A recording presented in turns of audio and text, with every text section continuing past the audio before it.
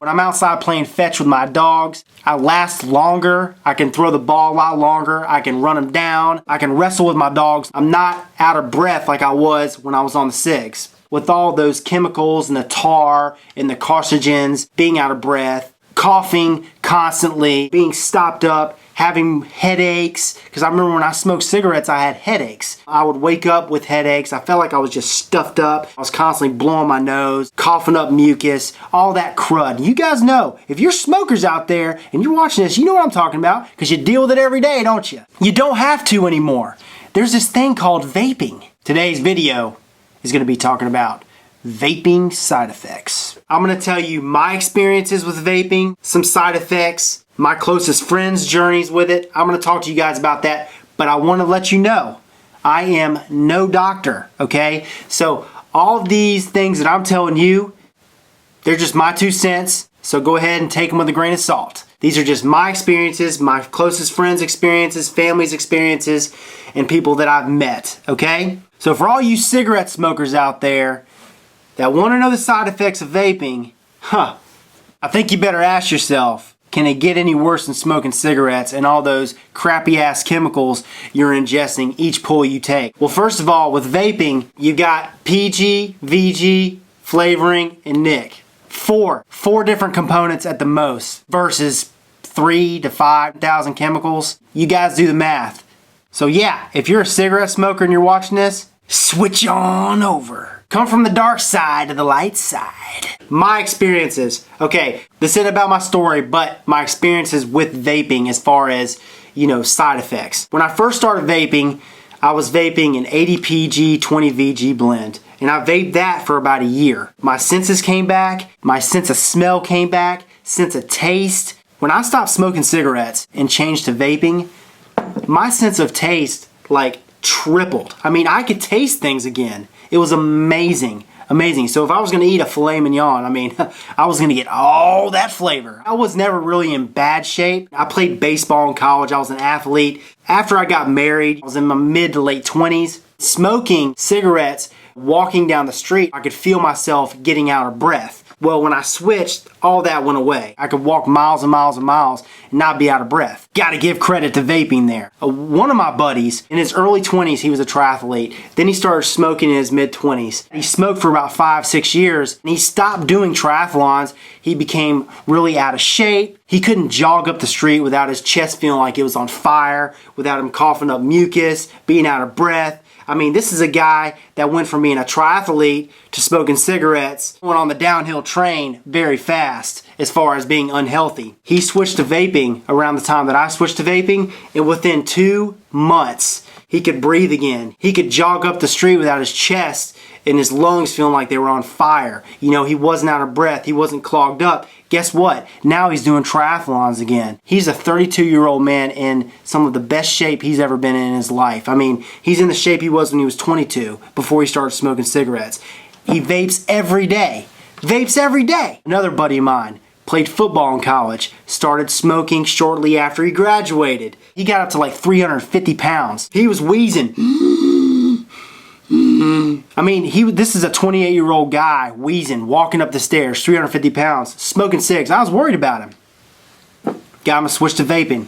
He can breathe now. He's not out of breath. He's not wheezy like he was before. A lot of people ask me, do you have side effects? I'll tell you right now, with vaping, there are people with allergies. A year into vaping, I noticed I was having allergies. When I first started having these allergies, the first thing I did was get on the internet, research, because, vaping is new. There's a lot of forums out there that give you great knowledge. A lot of people were saying, oh, it's PG allergy, PG this, PG that. So I assumed I had a PG allergy. And you know what assuming does?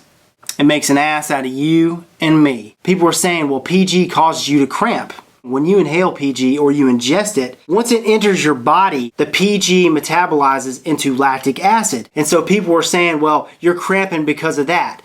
Well, it wasn't the type of cramping that you're thinking of where you wake up in the middle of the night and it's like, oh! I've had those cramps, and those cramps are due to dehydration, not enough potassium, you're not getting the vitamins, the minerals, like magnesium, all that stuff. So I thought I had an issue with PG cramping. For me, it was the type of cramping where Constantly, I was walking and cramping. My calves were cramping. It was like my calves would ball up. It wouldn't be painful, but I could feel it.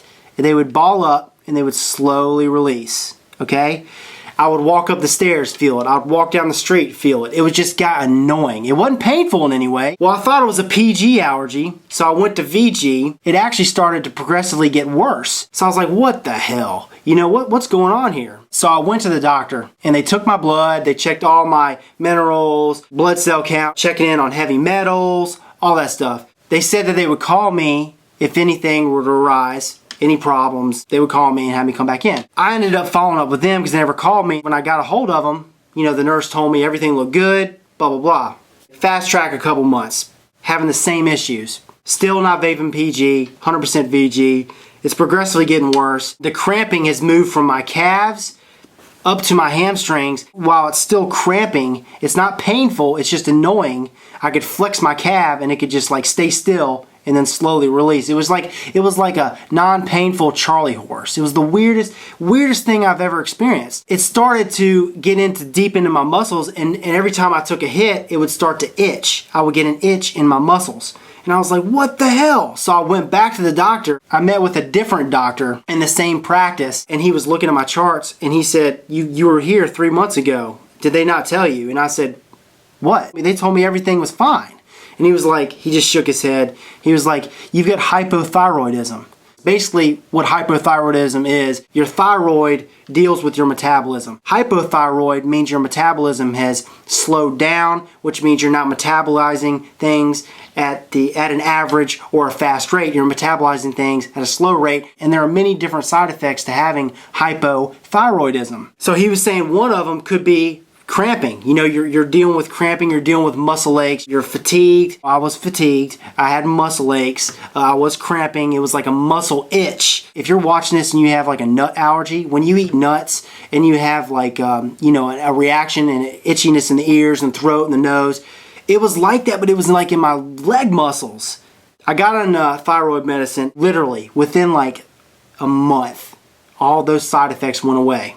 Now, every now and again, I'll have, you know, a little bit of cramping or a little bit of itch, but it goes away, okay? And that thyroid medicine has helped me. And what I figured out, I wasn't allergic to PG. My issue was, and I did a lot of research, when you're inhaling PG, propylene glycol, it metabolizes into lactic acid.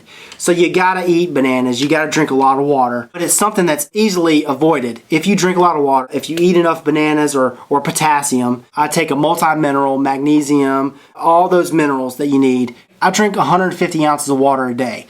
So if you drink a lot of water, you're staying hydrated. PG should not bother you. Now, people with actual PG allergies, it doesn't matter, but I'll go over that in a second. VG, on the other hand, metabolizes into sugar, okay?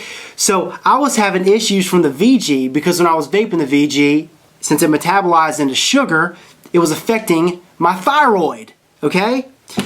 So that's where that came in. For me to vape more of a PG-based juice than a VG-based juice, it's better for my anatomy. And it all depends on your anatomy. Everybody's anatomy is different. So the VG caused my thyroid to get a little bit out of whack. I took the thyroid meds. It got right back on track. Now I know if I'm going to vape a VG-based juice, not to do it for a long period of time because it could, you know, cause my thyroid to go out of whack.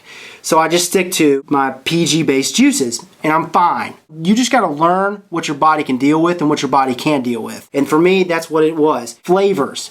A lot of these flavors out there, I'm allergic to. And that's what was causing me to have the itch in my muscles. That was a small allergy that I was having to the flavors I was vaping. Over time, I became allergic to artificial flavorings even when I ingested them, even when I ate them. So like if I went to have like ice cream and I had like a butterscotch swirl, well, all of that is artificial. I would eat that and the next day I would have the itch in my legs. You know, it was like, it was just annoying as hell. It would go away, but it was annoying.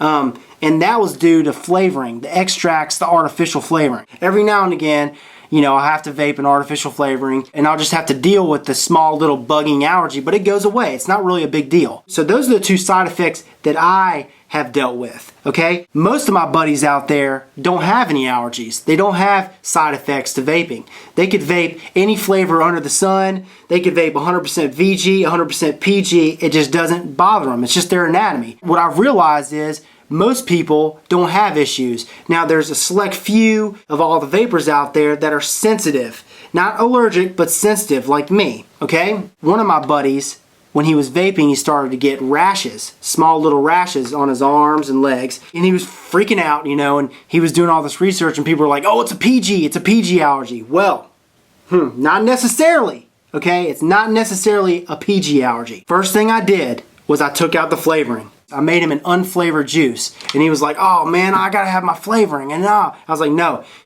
you gotta start with unflavored. It's process of elimination. So we take the flavor out, and we start with just the PG, the VG, and the nicotine. And if you're still having the same issues, it's one of those, PG, VG, or the nicotine.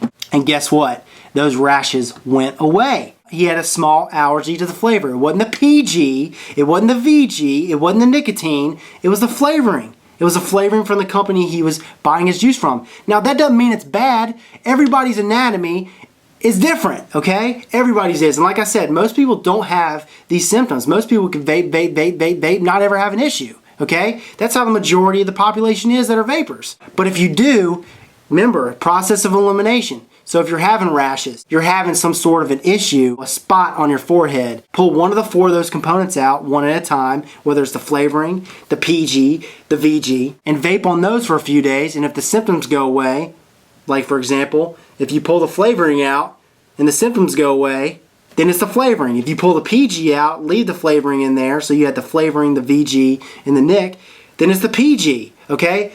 But a lot of these people are blaming it and saying, oh, it's the PG. It's automatically the PG. No, not necessarily, okay? I did a whole post on PG about a year and a half ago. PG's been researched for 60, 70 years, okay? It was researched, it was tested on animals, they had it pumping in vents in hospitals. They've had PG in inhalers since the 50s, okay? It's supposed to help you breathe. PG is antibacterial.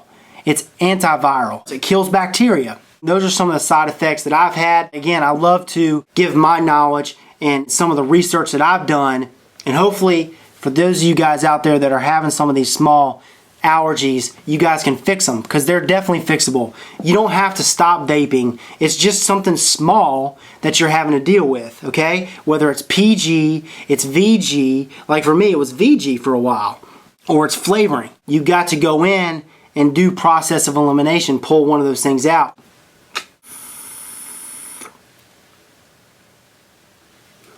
I hope that helps, guys. This is Rip Trippers. Let me know if you have any questions. Feel free to comment below. And remember, smoking is dead. Vaping is the future. And the future is now.